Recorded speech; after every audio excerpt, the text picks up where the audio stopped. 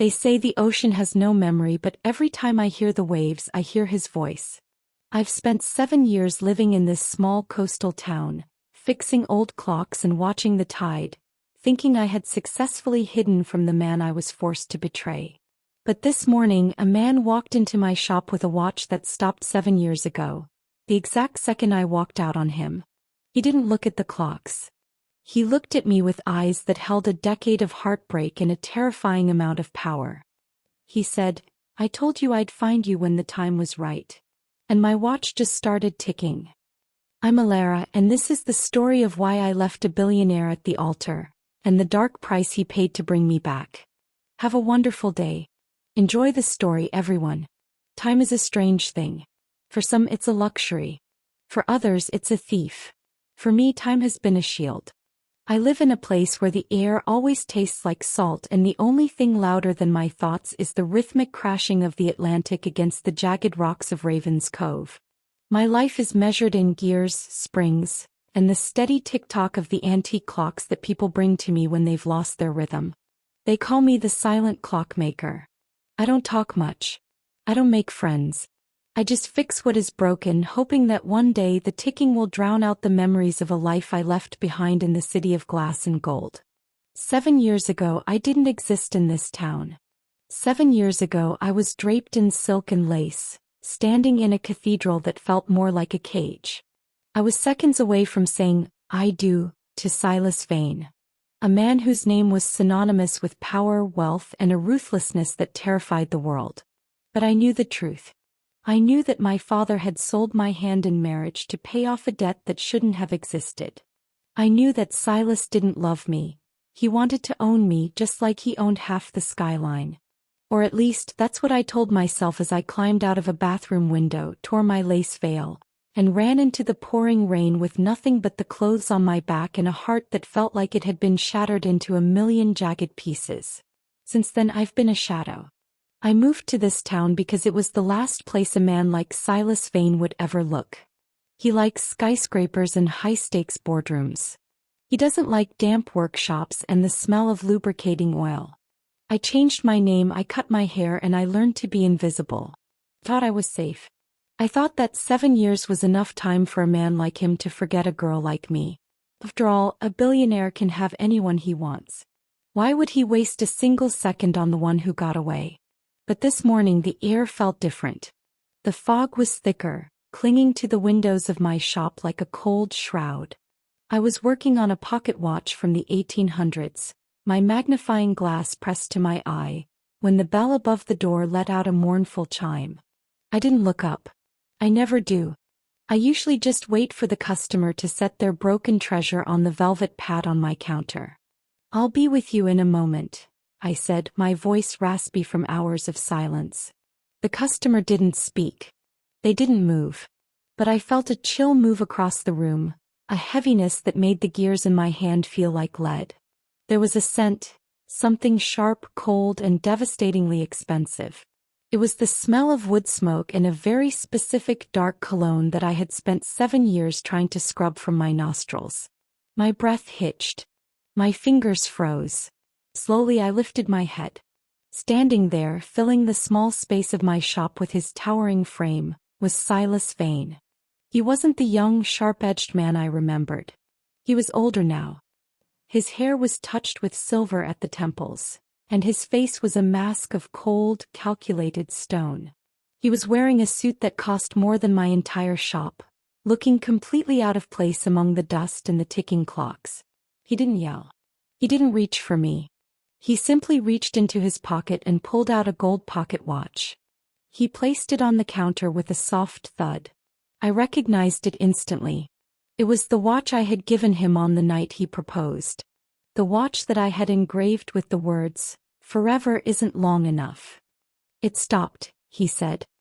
His voice was deeper than I remembered, a low, resonant growl that made the floorboards beneath my feet vibrate. "It stopped the moment you stepped out of that church 7 years ago. I've taken it to every master horologist in Europe and they all told me the same thing. They said the mechanism isn't broken. It's just waiting." I couldn't breathe. I looked at the watch, then back at him. "What are you doing here, Silas?" How did you find me?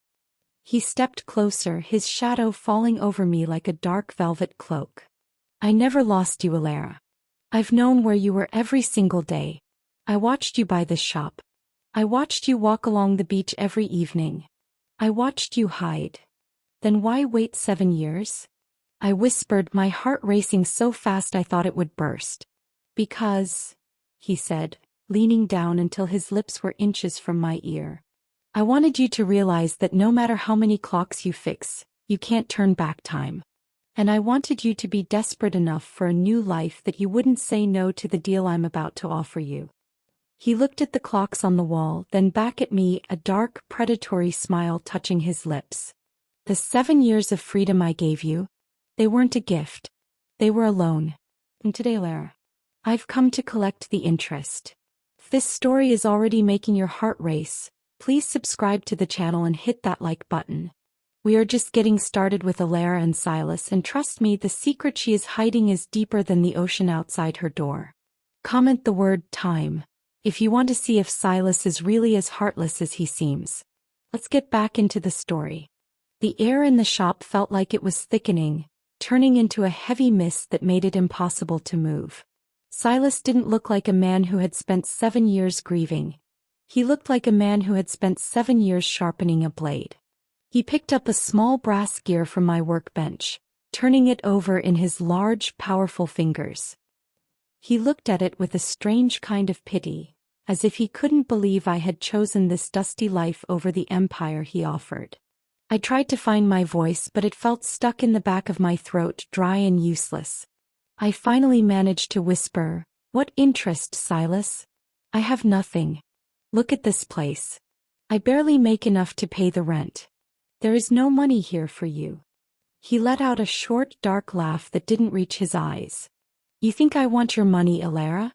I make more in a single hour of sleep than this entire town earns in a year. I don't want your pennies. I want the 7 years you stole from me. I want the wedding night that never happened. I want the loyalty you promised before you crawled out of that window like a thief in the night." He stepped around the counter, entering my workspace. This was my sanctuary, the only place where I felt in control, but with him standing there, it felt like a cage. He reached out, his hand hovering just inches from my face. I flinched, expecting him to be cold, but his skin radiated a heat that made my skin prickle. He didn't touch me, he simply tucked a loose strand of hair behind my ear, his movements slow and agonizingly deliberate. "Your father didn't just owe me money, Alara," he continued, his voice dropping to a low, dangerous hum. "He sold me his company's shares, his estate, and a legal contract that names you as a permanent consultant to the Vane Group. By leaving, you didn't just break a heart, you broke a billion-dollar merger. My investors have been screaming for blood for years. They wanted to sue you into the ground. They wanted to see you in a prison cell." My heart hammered against my ribs. "And why didn't they?" "Because I told them you were ill," Silas said, his eyes darkening. "I told them my beautiful wife was recovering in a private facility. I've spent 7 years lying for you, Alara. I've spent 7 years protecting your name while you were here playing with clocks and pretending I didn't exist. But the board is tired of waiting. They want to see the Mrs. Vane they were promised. They want to see you by my side at the anniversary gala in 2 weeks." I shook my head, my eyes filling with tears of frustration. "I won't do it. You can't force me to go back to that world. I've built a life here. I'm happy here." Silas leaned in, his face so close to mine that I could see the flecks of gold in his dark irises. Are you happy, Alara? Or are you just waiting for the clock to run out? Here's the deal. You come back to the city with me. You play the part of the devoted wife for 30 days. You stand by my side, you smile for the cameras, and you convince the world that our marriage is the strongest bond in the city. After 30 days, I will sign the divorce papers. I will give you this shop, this building, and enough money to ensure you never have to fix another clock for as long as you live. You'll be free. Truly free. And if I say no? I asked, though I already knew the answer. Then I'll exercise the clauses in the contract your father signed, Silas said, his expression turning into a mask of pure, unadulterated power. I'll seize this town. I'll buy every pier, every shop, and every home. I'll turn Raven's Cove into a private resort and flatten this workshop to make room for a parking lot. Everyone you've come to know here will be homeless because of your pride. So tell me, Alara, is your happiness worth the destruction of everyone around you? I looked out the window at the harbor. I saw old Mrs. Gable walking her dog and the fishermen unloading their morning catch. They were good people. They were my only friends. Silas wasn't bluffing. He was a man who moved mountains to get what he wanted, and right now he wanted me. 30 days, I whispered, closing my eyes. And then you let me go. Forever. 30 days, Silas agreed. He picked up the stopped pocket watch and pressed it into my palm. His hand lingered on mine, his touch heavy and possessive. But be careful, Alara. A lot can happen in 30 days. Clocks can be fixed, and so can hearts. He turned and walked toward the door, his long black coat billowing behind him like the wings of a raven. He didn't look back. He knew he had won. I stood there in the silence of my shop, the gold watch heavy in my hand, realizing that for the first time in 7 years, I wasn't the one in control of the time. The billionaire had found me, and the countdown to my destruction had officially begun. The journey from the quiet salt air of Raven's Cove to the suffocating luxury of the city was a blur of gray highways and silent tension. I sat in the back of Silas's car, my small suitcase looking pathetic against the hand-stitched leather of the seats. He didn't speak. He didn't look at me. He simply stared out the window at the passing trees as if he were already calculating how to reintegrate me into his perfectly ordered life. When we crossed the bridge into Manhattan, the skyline hit me like a physical blow. The towers of glass and steel looked like giant needles piercing the sky. 7 years ago I thought these buildings were beautiful. Now they just looked like a maze I would never escape. We pulled up to the Vane Tower, a monolith of black marble that seemed to suck the light out of the street. "Smile, Alara," Silas said, his voice cold as he adjusted his cufflinks. "The lobby is full of security, and security is full of gossip. If you look like a prisoner, the press will have a story by morning. You are the returning queen. Act like it." He stepped out and held the door for me. As I placed my hand in his, a flash went off from across the street. A paparazzi. Silas didn't flinch. He simply tightened his grip on my fingers, pulling me closer until I could feel the heat radiating from his chest. We walked through the lobby and the silence was deafening. Every employee, every guard, every visitor stopped and stared. I could hear the whispers behind us. "Is that her? Is that the wife? Where has she been?" We reached the private elevator and the doors slid shut, cutting off the world. The ascent to the penthouse was silent and fast. When the doors opened again, I found myself standing in a home I barely recognized. It was a masterpiece of minimalism, cold white floors, floor-to-ceiling glass, and furniture that looked more like modern art than something meant for comfort. "Your things have already been moved to the primary suite," Silas said, walking toward a bar made of translucent stone. He poured himself a drink, the amber liquid swirling against the crystal glass. "My staff has stocked the closet with everything you'll need for the gala. Don't bother looking for your old sweaters. They've been discarded." I felt a surge of anger. "You had no right to touch my things, Silas. I am here for 30 days, not for eternity. I don't want your silk and your diamonds." He turned, his eyes tracking me with a predatory intensity. "You are Mrs. Silas Vane. You will look the part or you will fail the board's inspection. My reputation is on the line, Alara.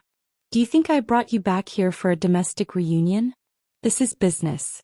You are an asset that was lost and now you have been recovered."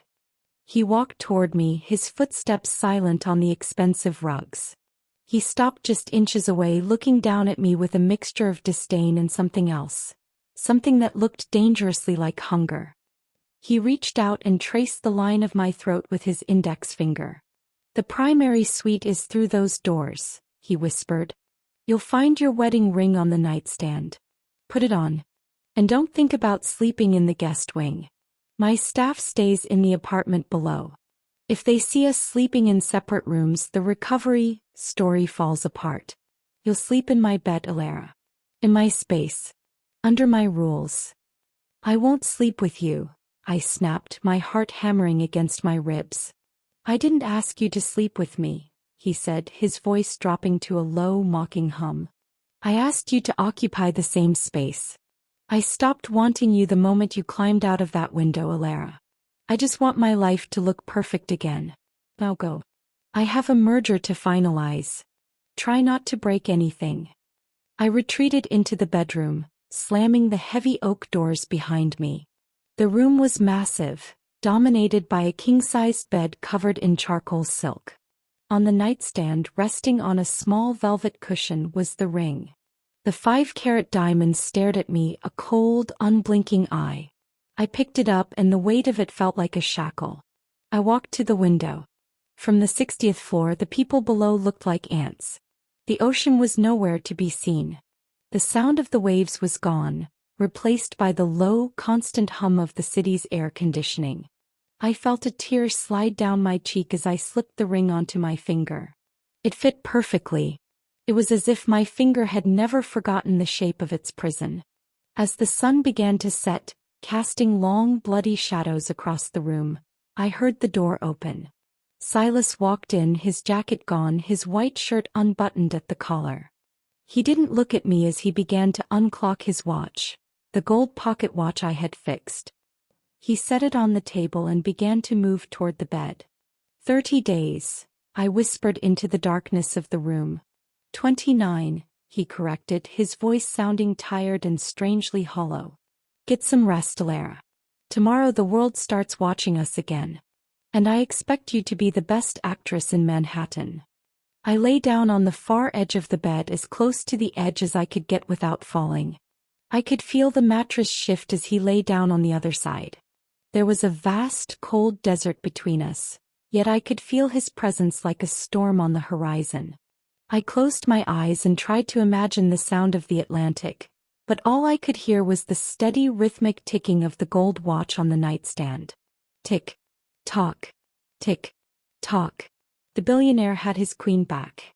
And as I drifted into a restless sleep, I realized that the hardest part wasn't being his prisoner. It was the fact that my heart was still beating in time with his. The next few days were a blur of high-end tailors, silent meals, and the suffocating feeling of being watched. Silas was a master of public performance. Whenever we stepped out of the penthouse, he was the picture of a devoted husband. His hand always on the small of my back, his eyes seemingly fixed on me with adoration. But the moment the elevator doors closed and we were alone, the warmth vanished. He would drop my hand as if it burned him and walk away without a word. The night of the private dinner with the board of directors arrived. This wasn't just a social event. It was an interrogation. These were the men who had wanted me sued, the men who controlled the Vane Empire. As I stood in front of the mirror, draped in a gown of midnight blue silk that cost more than my flower shop, I felt like a lamb being prepared for sacrifice. Silas walked into the dressing room. He looked at me and for a split second the mask slipped. His eyes traveled from the hem of my dress to the diamond necklace at my throat, and I saw a flicker of the old Silas, the one who used to look at me like I was the only light in his world. But then he blinked and the stone-cold billionaire was back. "Don't let them bait you," he said, his voice low as he stood behind me, fixing his tie in the mirror. "They'll ask about your illness. They'll ask where you were. Just stick to the script. You were in Switzerland. You were recovering. You missed me every day. Why are you doing this, Silas?" I asked, looking at his reflection. "You have the power to tell them the truth. You could have divorced me years ago and moved on. Why go through this elaborate theater?" He stopped moving. His eyes met mine in the glass. "Because a Vane doesn't lose, Alara. Not to a girl and certainly not to a debt. Now let's go. The sharks are hungry." The dinner was held at an exclusive, dimly lit restaurant downtown. As we entered, the air felt thick with judgment. Arthur Sterling, the oldest and most vicious member of the board, sat at the head of the table. He didn't even wait for the appetizers to be served before he lunged. "So the prodigal wife returns," Arthur said, his voice like gravel. "Switzerland must be very quiet this time of year, Alara. Funny, I have a nephew who runs a clinic in Zurich and he said he never saw a Mrs. Vane on the registry. Perhaps you were under a different name." I felt the blood drain from my face. I looked at my plate, my fingers tightening around the silver fork. Silas didn't miss a beat. He took my hand under the table, his grip firm and steadying. "My wife's health is a private matter, Arthur," Silas said, his voice carrying a dangerous edge. "I moved her to a smaller, more discreet facility to avoid the very prying eyes you're currently using. Are we here to discuss my personal life, or are we here to discuss the merger with the Tokyo Group?" "We are here to discuss stability," Arthur countered, leaning forward. 7 years ago this girl almost tanked our stock. How do we know she won't run again? How do we know she's loyal to the Vane name?" I couldn't stay silent.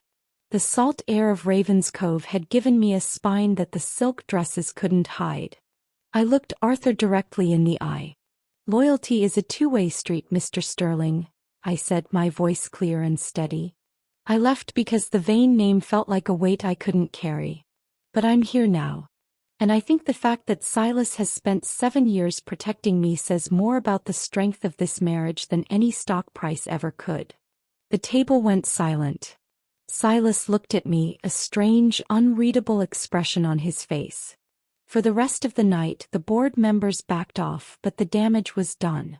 The tension between Silas and me was vibrating like a plucked string.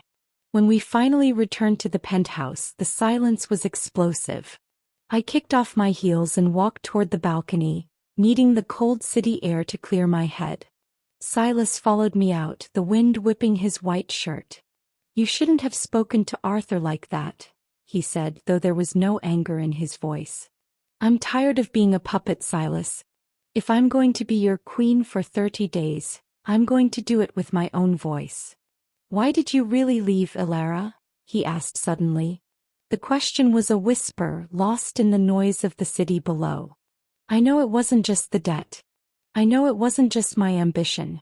You were happy once. What changed?" I looked at him, and the secret I had been carrying for 7 years finally pushed its way to the surface. "I heard you, Silas. The night before the wedding. I heard you talking to your father in the study. I heard you say that I was just a piece of the puzzle. That once the marriage was official and the shares were transferred, you didn't care what happened to me. You said I was a necessary inconvenience." Silas froze. The color left his face. "Alara, I was 24. I was trying to prove to my father that I was as cold as him so he would give me the keys to the kingdom. I didn't mean." "It didn't matter if you meant it," I interrupted, tears finally stinging my eyes. "I realized that night that I was marrying a ghost. I was marrying a man who was turning into the very monster he hated. I didn't run to save myself from the debt, Silas. I ran to save the girl I used to be from the man you were becoming." The wind howled between the skyscrapers, and for a moment, the billionaire king looked completely shattered. He reached out to touch my arm, but I stepped back. 25 days left, Silas," I said, my heart breaking all over again. "Let's see if either of us survives the countdown." I walked back into the glass cage, leaving him alone on the balcony, a man with all the money in the world and absolutely nothing to hold on to. The truth was out, and for a few hours the Thorne estate felt like it was breathing again. We spent the night in the library, not as boss and assistant, but as two people who had finally found their way home. Julian didn't let go of my hand for a single second. He sat on the floor with me, his head in my lap, as I told him about the flower shop, the rainy mornings in Brooklyn, and how I had learned to recognize his silhouette in every newspaper. But the morning light brought the cold reality back. Victor wasn't just a brother. He was a poison that had seeped into the foundation of the Thorne Empire. Julian stood by the window, his jaw set, his eyes burning with a new kind of fire. He wasn't a heartless king anymore. He was a man protecting his queen. Julian called a meeting in the grand dining room. He invited Victor and the entire board of directors. I stood behind Julian, my heart racing, wearing the charcoal blazer he had given me weeks ago. Victor entered with a smug grin, thinking he still held the cards. He threw a folder of evidence on the table, the forged crimes of my father. Gentlemen, as you can see, Julian has brought a criminal's daughter into our inner circle. He is unfit to lead.